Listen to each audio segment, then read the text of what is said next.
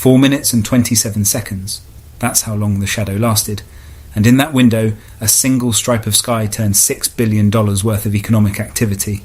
The April 8th, 2024, total solar eclipse reached a maximum totality of 4 minutes and 27 seconds. And it generated an estimated $6 billion boost to the US economy.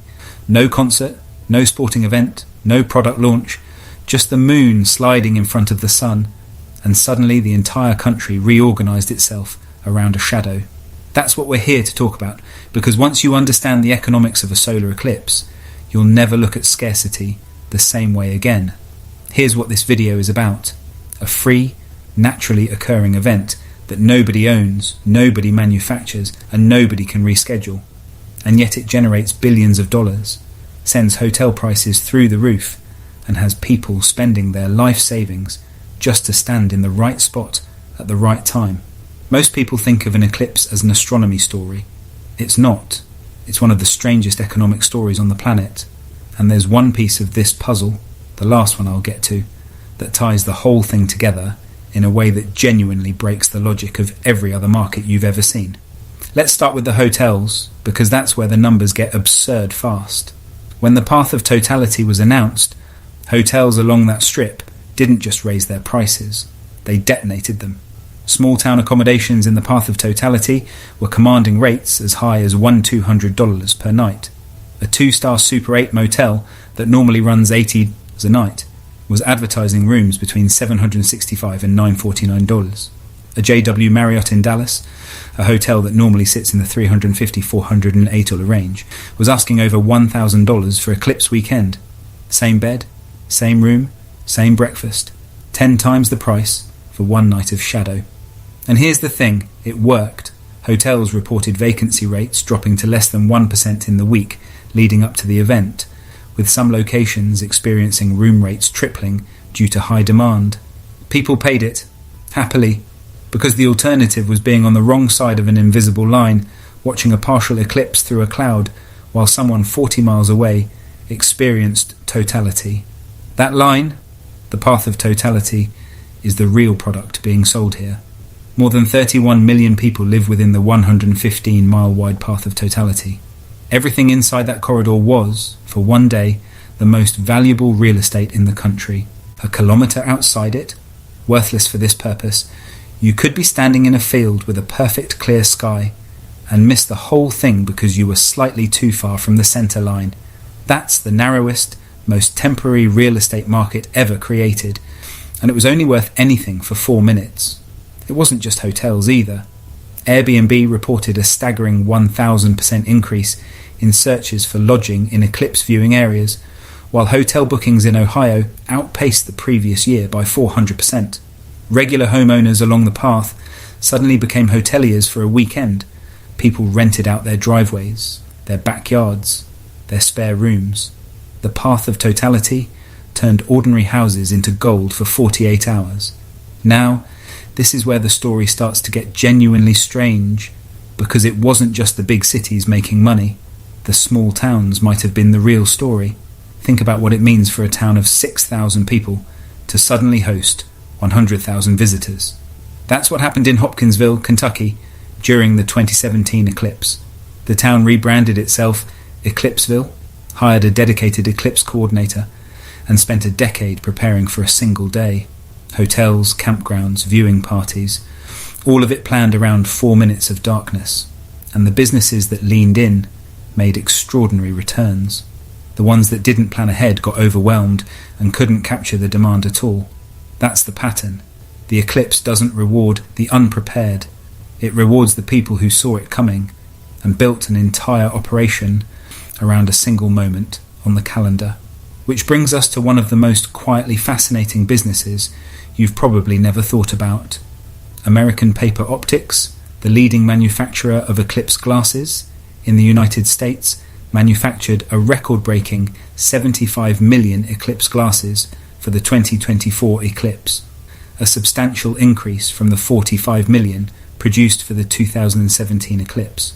This is a company in Memphis, Tennessee that makes cardboard glasses with a thin film of solar filter material, and they are completely dependent on one astronomical event that happens maybe once every decade in a given location.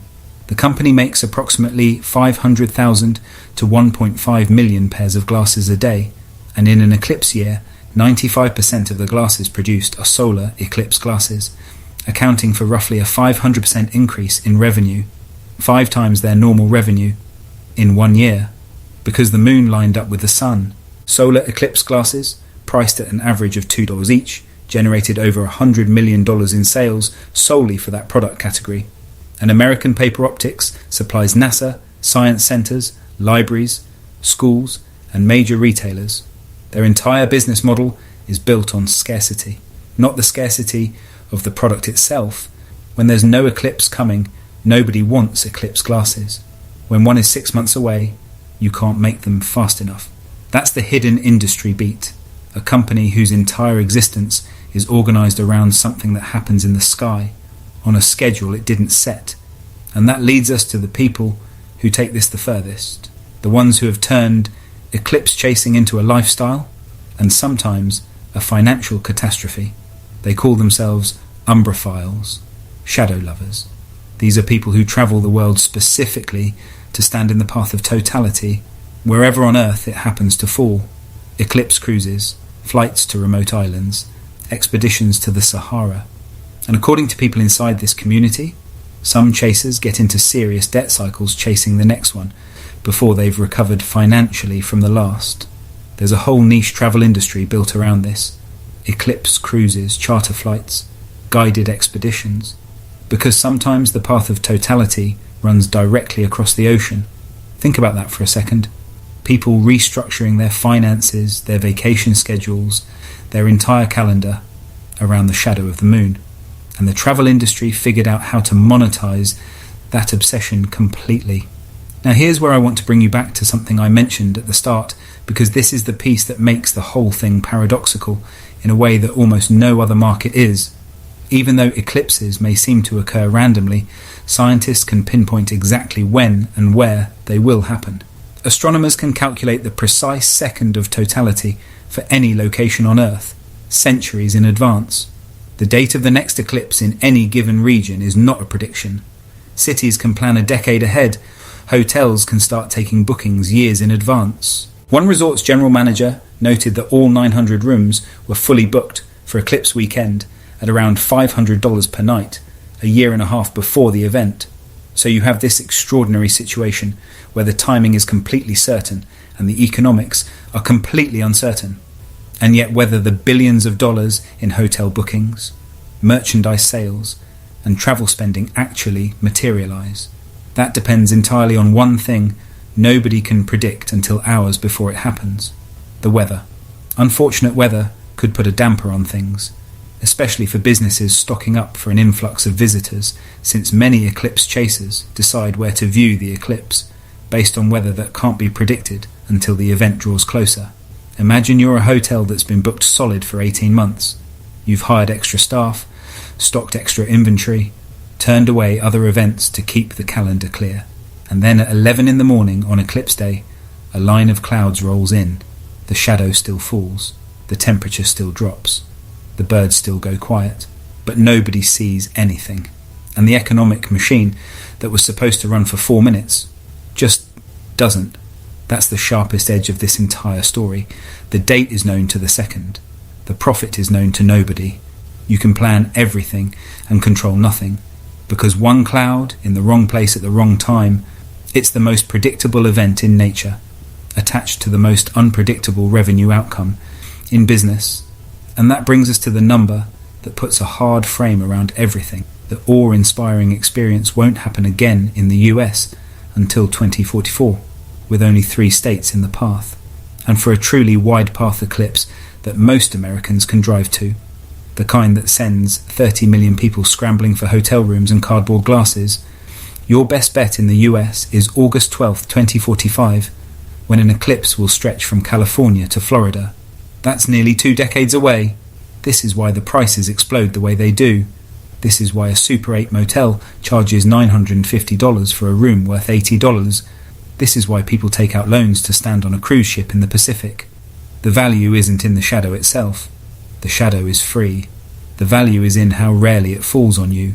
One day in roughly 20 years, and if you're in the wrong spot or the clouds roll in, you don't get a refund. You wait another 20 years. That's the real product, not the glasses, not the hotel room, not the cruise. The product is the moment, and moments by definition can't be restocked. So let's bring this all the way home, because this is where the eclipse stops being an astronomy story and starts being something much more interesting. The Perryman Group estimated that the United States saw an increase in direct expenditures by visitors of almost $1.6 billion, and when downstream effects through the economy are considered, expected economic impacts rise to $6.0 billion, with a gain of $3.0 billion in gross product and $1.8 billion in personal income flowing to US residents. All of that from a shadow that lasted 4 minutes and 27 seconds. A free event, a naturally occurring phenomenon. Something no company launched, no government funded, no marketing team invented. And yet it generated billions in hotel revenue. A 1,000% spike in short-term rental searches, a 500% revenue jump for a glasses manufacturer in Memphis, and an entire subculture of people who have organised their financial lives around chasing it. The date is certain. The path is certain. The second it begins is certain. And whether any of it pays off, that's a cloud away from zero. That's the most valuable shadow on Earth. And the wildest part? The next one is already scheduled. The math is already done. Somebody is already booking the hotel. If you've ever watched our video on hotel pricing, how the shortest rental contract in the world works, and why the same room costs 10 different prices on 10 different nights, this is the extreme version of that. The Eclipse is the only event where peak pricing, scarcity, and zero inventory control all collide at once. Go watch that one next. It'll reframe how you think about every hotel booking you ever make.